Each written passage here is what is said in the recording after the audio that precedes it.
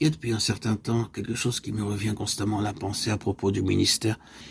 Je sens que je dois vous en faire part. Vous reconnaîtrez avec moi, j'en suis bien certain qu'il y a là un message très important et très actuel pour le peuple de Dieu. Et il s'agit de la responsabilité et du privilège qu'entraîne pour nous l'attitude que nous avons prise dans le témoignage du Seigneur. Voici à ce propos de quoi il est question dans ce chapitre 12 des Actes, au moment où va se dérouler le récit qui est exposé. Dieu est en train de faire de grandes choses par ses serviteurs. La parole fait son chemin avec puissance.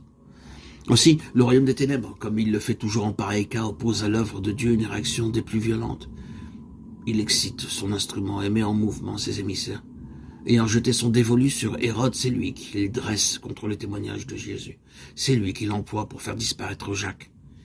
Et voilà que Pierre, à son tour, va tomber entre ses mains.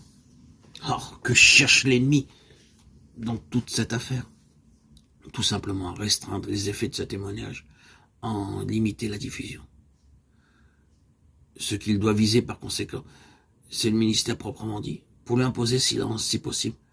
C'est pour cela qu'après le supplice de Jacques, nous le voyons procéder à une deuxième offensive, à la suite de laquelle Pierre se trouve enfermé dans un cachot.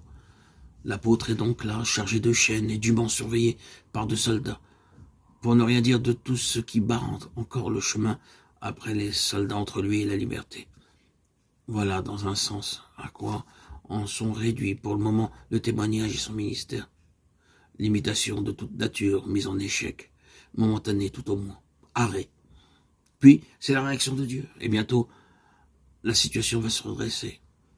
Il est toujours réconfortant, au suprême degré, de voir l'initiative venir du trône et la souveraineté divine entrer en action. C'est une de ces réactions de Dieu que nous avons ici.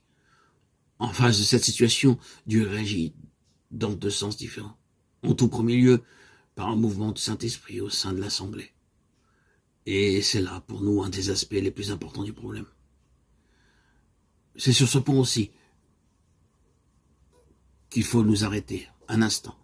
Par le Saint-Esprit, Dieu réagit au sein même de son peuple, de son Église. Sous la pression de l'Esprit, on se réunit pour prier, et c'est un vrai spectacle que celui de cette assemblée, qui s'unit comme un seul homme pour jeter à Dieu sa supplication. La situation peut se traduire de la façon suivante. Seigneur, les hommes ont porté atteinte à ce témoignage, et le ministère de ce témoignage est mis en échec. On veut le circonscrire, l'entraver, le restreindre, couper court à son développement.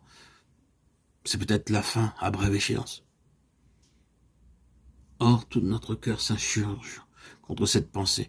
Nous ne pouvons pas accepter qu'il en soit ainsi. Il y a quelque chose en nous qui proteste et qui déclare qu'il ne peut pas en être ainsi. Mais qu'au contraire, ce témoignage doit avoir ses coudées franches et que le ministère de ce témoignage doit être rendu à la liberté.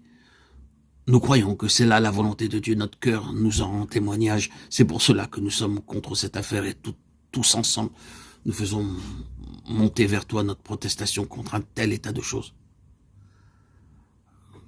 Quand Dieu, par son esprit, obtient de son peuple une telle attitude, quand il peut l'amener en faveur du témoignage et de son ministère à ce degré-là d'intelligence, dans la collaboration avec le trône, alors, de son côté, Dieu intervient souverainement.